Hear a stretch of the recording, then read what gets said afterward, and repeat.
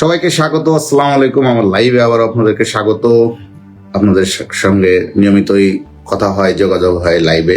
অনেকে কমেন্ট করেন, কে কোথা থেকে কমেন্ট করেন জানাবেন প্লিজ। এবং সবাইকে ফুটবল রিলেটেড নানা বিষয়ে, স্পোর্টস রিলেটেড আসলে নানা বিষয়ে আমার কথা হয়। আজকেও হবে। আজকে আমাদের যে বিষয়টা নিয়ে বলছি, আমাদের ঢাকায় এসে পৌঁছেছেন কাল রাতে সুলিভান ব্রাদার্স, রোদান ডেকলান এর মধ্যে ঢাকায় এসে পৌঁছেছে এবং তারা সিঙ্গাপুর সুলিভান ব্রাদার্স এর মধ্যে ঢাকায় এসে পৌঁছেছে। তারা সাব আন্ডার-20 টুর্নামেন্ট সামনে রেখে বাংলাদেশ দলে যোগ দিল। আমি একটু আগে ইনস্টাগ্রামে একটা পোস্ট দেখছিলাম, রোদানের ক্লাব দেখাচ্ছিল যে তারা বাংলাদেশ দলের চান্স পেয়েছেন সুলিভান ব্রাদার্সের একজন, সেটা ফিলোইনিয়ান একাডেমি। তারা ইনস্টাগ্রামে পোস্ট দিয়েছে বাংলাদেশকে, রোনান সুলিভানকে নিয়ে। তিনি ওই একাডেমিরই খেলোয়াড়। এটা আসলে বাংলাদেশের স্পোর্টস আন্ডার-20 ফুটবলে আসলে আমরা বেশ আশাবাদী হয়ে উঠছি যে দলটা আমরা পেয়েছি। এবং মার্ক কক্স একটা বাইরের ভালো কোচ এসেছেন। দেখা যাক আন্ডার-20 সাবটা আমরা একটা দেখা যাক এবার একটা ট্রফি, বা আমরা আসলে একটা ট্রফির ক্রাইসিসে আছি বাংলাদেশ ফুটবলে। ট্রফি যেত না অনেক দিন, সে কারণে একটা ট্রফি যেটা খুব জরুরি। এই জন্য আমরা খুব আশায় আছি এবার আন্ডার-20 দলটা যদি একটু ভালো করে। কাল রাতে সুলিভান, অনেকে কাল কিন্তু আমার কমেন্ট করছিলেন আমার লাইভে, অনেকে জানতে চেয়েছিলেন সুলিভান ব্রাদার্স কখন আসবে, ফ্লাইট ট্র্যাক করেন ভাই। ফ্লাইট ট্র্যাক করা লাগেনি, সুলিভান ব্রাদার্স এখন ঢাকায়। এটা হচ্ছে বড় খবর। সুলিভান ব্রাদার্সকে আমরা দেখবো, তাদের প্র্যাকটিস দেখবো, তাদের ম্যাচ দেখবো, তাদের কাছ থেকে আমরা ভিন্ন কিছু আশা করব। বাংলাদেশ টিম 21 মার্চ রওনা দিবে মালদ্বীপে। আমাদের প্রথম ম্যাচ 24 মার্চ পাকিস্তানের বিপক্ষে, 28 মার্চ ভারতের বিপক্ষে। আন্ডার-20 সাফ এরই মধ্যে তারা প্রস্তুতি শুরু করেছে। সুপ্রিয় দর্শক, কে কোথা থেকে দেখছেন আমাকে জানাবেন, কমেন্ট করবেন। কোনো প্রশ্ন থাকলে, স্পোর্টস নিয়ে কিছু জানার থাকলে, ফুটবল নিয়ে জানার থাকলে আমার কাছে জানতে চাইতে পারেন। আরেকটি বিষয়, কাল সিঙ্গাপুর ম্যাচ সামনে রেখে 28 জনের একটা দল দিয়েছেন হাভিয়ের কাবরেরা, এবং যে কাবরেরার দল যথারীতি প্রশ্নবিদ্ধ, যথারীতি আলোচনা সমালোচনা চলছে। অনেক প্রশ্ন হচ্ছে যেভাবে তিনি দলটা নির্বাচন করেছেন। এই দল নিয়ে বলতে চাই, আপনারা যারা যারা জানতে চান বাংলাদেশ ন্যাশনাল টিম নিয়ে, যাদের আজকে হোটেলে ওঠার কথা, কালকে থেকে প্র্যাকটিস শুরু হবে ন্যাশনাল টিমের ঢাকায়। সেই ম্যাচের সিঙ্গাপুর এবং ভিয়েতনামের সঙ্গে এই মাসে 2টি ম্যাচ খেলবে Bangladesh national football team. Hamza Chowdhury ঢাকায় আসেনি, তবে তিনি জয়েন করবেন ভিয়েতনামে গিয়ে দলের সঙ্গে। তো আমি দলটা নিয়ে একটু বলি, এর মধ্যে আপনারা জয়েন করুন ভাই। কে কোথা থেকে কমেন্ট করছেন প্লিজ বলবেন, জানতে চাইলে কিছু জানাবেন। আমি চেষ্টা করবো আমার জায়গা থেকে উত্তর দেওয়ার। প্রথমে বলি আনিসুর রহমান জিকোকে নিয়ে। বাংলাদেশ যে দলটা দিল হাভিয়ের কাবরেরা কালকে, শাহরিয়ার জামান ভাই কমেন্ট করেছেন নেহান হাসানের আপডেট কি। ভাই আমি একটু ন্যাশনাল টিমটা নিয়ে একটু বলে নিই। আপনারা জানেন আনিসুর রহমান জিকো এই দলে জায়গা পায়নি। দেখুন, জিকো তার দল বসুন্ধরা কিংস 11 ম্যাচে লিগে 24 পয়েন্ট নিয়ে টপে আছে, এবং সেই দলে রেগুলার পারফর্ম করে খেলে যাচ্ছেন আনিসুর রহমান জিকোকে নিয়ে এত চেষ্টা, মানে এত আলোচনা, তারপর তাকে দলে জায়গা দেয়নি হাভিয়ের কাবরেরা। অথচ যারা জায়গা পেল সেই গোলকিপার গুলোকে নিয়ে একটু বলি।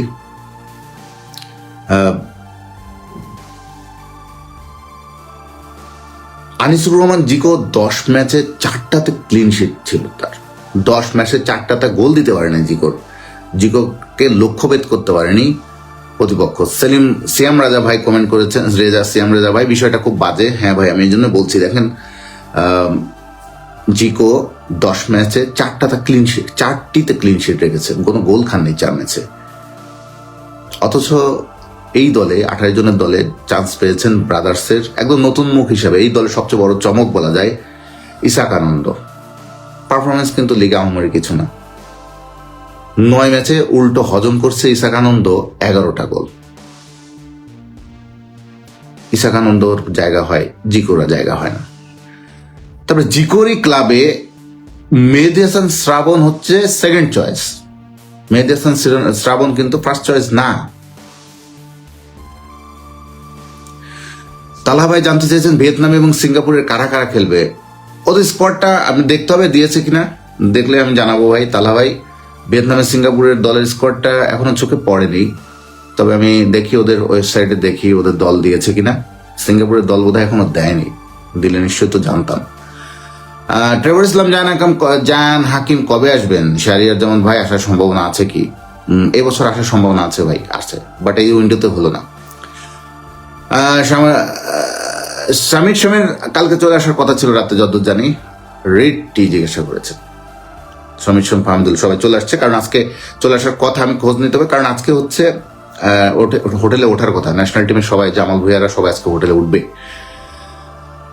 সাইদ ভাই, রানা ভাই, এমডি সাইদ জিজ্ঞাসা করেন রানা ভাই কাভারের কি যাবে না? এটা আমার কোনোভাবে বুঝে আসে না, কিছু পরামর্শ তো দিতে পারেন, বিদেশ থেকে এত নামি দামি কোচ। হ্যাঁ ভাই, আমরা রেগুলার বলছি কাভারের এই সিঙ্গাপুর ম্যাচ দিয়ে শেষ হয়ে যাবে। ওসমান গনি, আসসালামু আলাইকুম। আব্বাস ভাই কেমন আছেন? ওয়ালাইকুম আসসালাম গনি ভাই, ভালো আছি, আপনি কেমন আছেন? সিয়াম রেজা, জিকোকে নেওয়া উচিত ছিল, আর যদি নেই তো 2টি ম্যাচই টের পাবে কি। আচ্ছা, ইয়েস ভাই, সিয়াম রেজা ভাই, সেই প্রসঙ্গে আবার ফিরে যাই। জিকোর পরিবর্তে যাদেরকে নিয়েছে তাদের পরিসংখ্যানটা আমি বলছি আপনাদের। ইসাক আনন্দ 9 ম্যাচে গোল হজম করেছে 11টা গোল হজম করেছে ইসাক আনন্দ। আর জিকোরি ক্লাবের সেকেন্ড চয়েস মেহেদী হাসান শ্রাবণ, তিনি ঠিকই রেগুলার জায়গা করে নিচ্ছে দলে। তাহলে কি হলো বিষয়টা?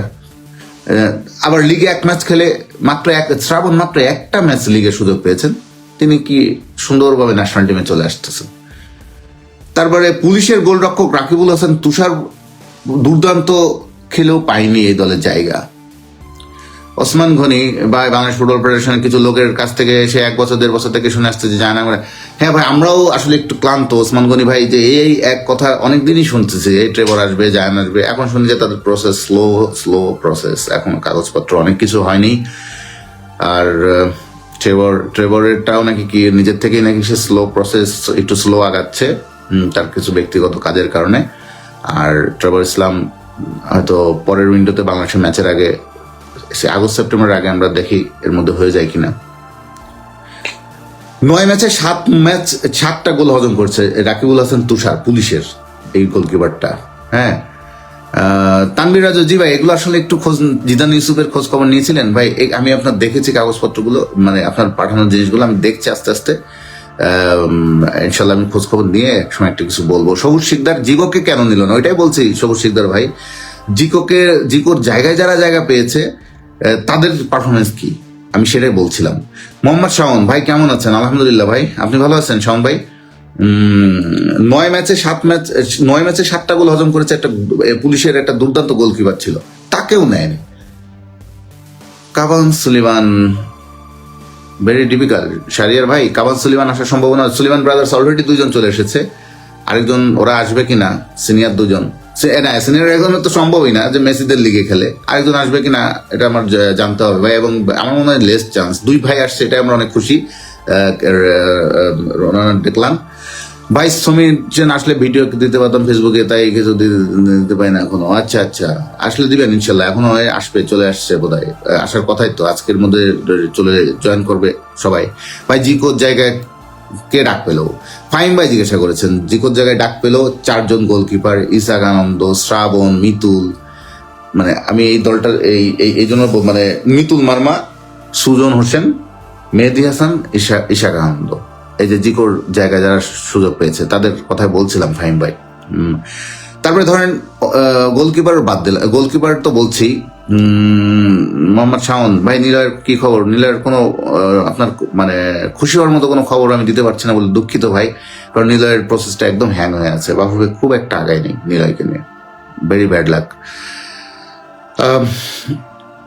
আমি একটু অন্যদিকেও আসি। দেখুন সুমন রেজা মোহামেডানের হয়ে মৌসুমে 5 ম্যাচ খেলে একটা গোলের দেখা পাননি। শাহরিয়ার ইমন মাত্র 74 মিনিট খেলে জায়গা ধরে রাখছে। যে শাহরিয়ার ইমন, সুমন রেজা, মানে আমরা আসলে এই ফরওয়ার্ড গুলোর নিয়ে বলছিলাম, পত্রিকা খবর দেখছিলাম, বাংলাদেশ বিভিন্ন পত্রিকা নিউজ করেছে যে দলটা নিয়ে, সেটা নিয়ে আমি দেখছিলাম। দেখুন সেদিন দিয়েছে জায়গা হয়নি জিকোর, আবারও প্রশ্নবিদ্ধ কাবরেরার দল নির্বাচন। এই খবরটা পড়ছিলাম আর আপনাদের সঙ্গে শেয়ার করছিলাম যে আসলে কেমন দল সিলেক্ট করে কাবরেরা।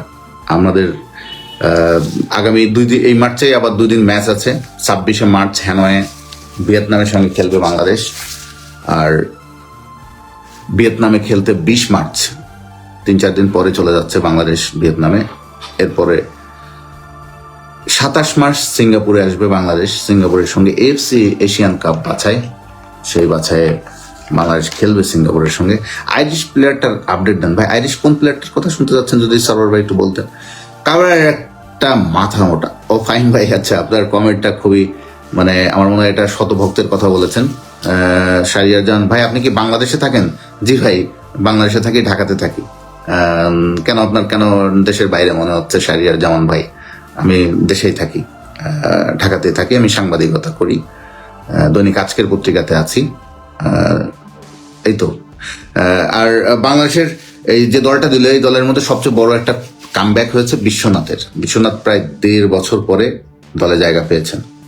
বিশ্বনাথ সবশেষ খেলেছিলেন 2024 সালের 5 সেপ্টেম্বর ভুটানের বিপক্ষে। হ্যাঁ, 2018 সালে বিশ্বনাথ যখন ন্যাশনাল টিমে আসলেন, এরপরে রেগুলার ছিলেন 5-6 বছর। এরপরে একটা গ্যাপ হলো 24 সালের সেপ্টেম্বরের পর থেকে। আবার বিশ্বনাথ সিঙ্গাপুর ম্যাচের জায়গা পেয়েছেন। ভাই, সিঙ্গাপুর ম্যাচ শেষ হওয়ার পর কাবরেরা বিদায় কি দেখতে পাবো? আমরা তো চাই মারুফ ভাই কাবরেরা বিদায় হোক, অনেক হয়েছে। আমরা কাবরেরার কাছে আরই মানে যে দল তিনি চালাচ্ছেন যথেষ্ট হয়েছে। এই দল নিয়ে আর এখন ভালো ভালো খেলোয়াড় এসেছে, ভালো একটা কোচ হয় দরকার, তাহলে হয়তো আপনার সামনে বড় টুর্নামেন্টগুলো আছে, চাপ আছে, সেই টুর্নামেন্টগুলোতে একটা ভালো কিছু করার চান্স তৈরি হবে। এখন কাবরেরা তো নাকি থাকতে চায় বাংলাদেশে, কিন্তু বাহু পেয়ে যদি সাড়া দেয় তার চাওয়ার, তাহলে তো সমস্যা। তাহলে দেখা গেল এটা আসলে বিরাট একটা নেতিবাচক একটা বিষয় হবে বাংলাদেশ ফুটবলের জন্য।